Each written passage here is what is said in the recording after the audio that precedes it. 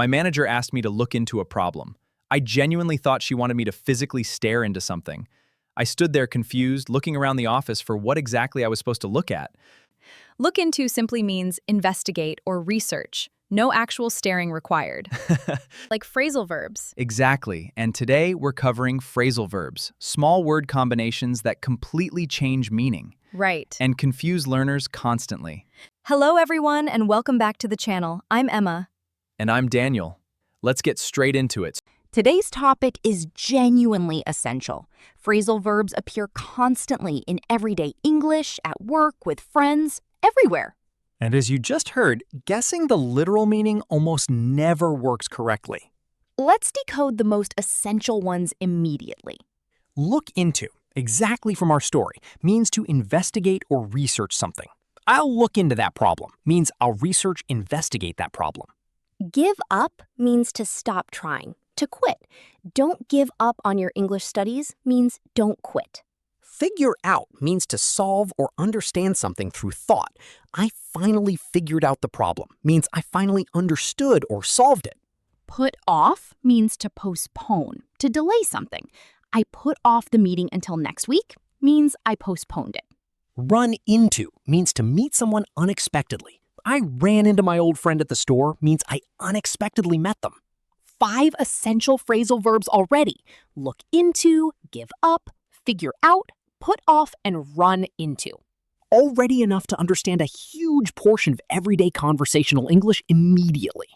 Daniel, which phrasal verb took you the longest to actually understand correctly? Honestly, get over confused me for ages. Someone said I need to get over it, and I genuinely didn't understand what physical thing needed climbing over. A very understandable literal confusion. It means to recover emotionally from something difficult. For example, it took months to get over the breakup means to emotionally recover from it. Let's cover a few more essential ones. Bring up means to mention a topic in conversation. She brought up an interesting point means she mentioned it. Turn down means to refuse or reject something. He turned down the job offer means he refused it. Come across means to encounter or discover something by chance. I came across an old photo means I found it unexpectedly. Go over means to review or examine something carefully. Let's go over the report together means let's review it. What about hang out? Hang out means to spend casual time with someone. Let's hang out this weekend means let's spend casual time together. Show up means to arrive somewhere. She showed up late to the meeting means she arrived late. What about backup, used outside of technology? Backup can mean to support someone or confirm their statement. My colleague backed me up during the meeting means she supported my position. What about check in and check out, beyond just hotels? Check in can mean to briefly contact someone to see how they're doing. I'll check in with you tomorrow means I'll briefly contact you. Check out, casually, can mean to look at or examine something. Check out this new restaurant means take a look at it. Let's cover a useful grammar point too. Many phrasal verbs are separable, meaning you can put a word between the verb and the particle. For example, turn down the offer or turn the offer down, both are correct, meaning exactly the same thing. But with pronouns specifically, separation becomes required, not optional. You must say turn it down, never turn down it. Very important distinction for sounding natural, especially once pronouns are involved in the sentence. Some phrasal verbs are inseparable though, like run into. You cannot say run my friend into, only run into my friend. Unfortunately, there's no simple universal rule for which phrasal verbs separate and which don't. It genuinely requires learning them individually through practice. Let's review the essential phrasal verbs from today, all together. Look into, investigate. Give up, quit, stop trying.